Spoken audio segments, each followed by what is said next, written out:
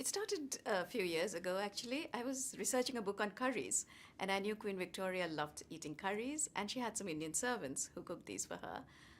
But it was on a trip to Osborne House on the Isle of Wight when I saw this Indian corridor, and I saw a portrait of Abdul Karim, and he was painted in red and gold and cream.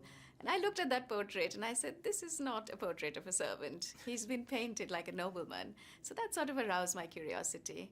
And then I saw more paintings, more portraits, and a photograph of him in her dressing room. And that sort of nailed it for me. I said, he's somebody special. I need to know more about him. And that's what really set me off. It was 4 years, a long journey, and finally got there. Victoria and Abdul is the story of an outsider and a clash of class and culture.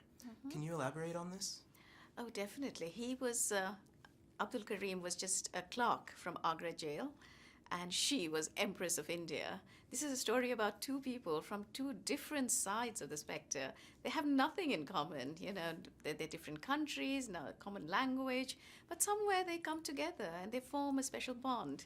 And I think that's the bond of friendship, which really doesn't recognize barriers. And to me, at the heart of this story, at the heart of this big saga and all the drama that goes on, is this story of friendship that cuts across all these race and class barriers.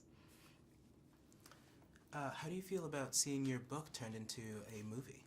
Well, that's grand, isn't it? Especially when you have a team like this doing it. Judi Dench playing Victoria, Stephen Frears directing, Ali Fazal is great as Abdul Karim. He really came to life.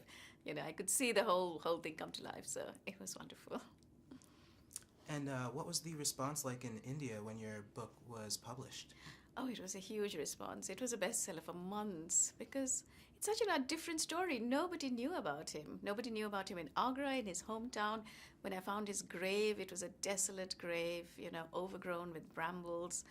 And at that time, I felt I need to write about this man. He was an important man. Nobody knows about him.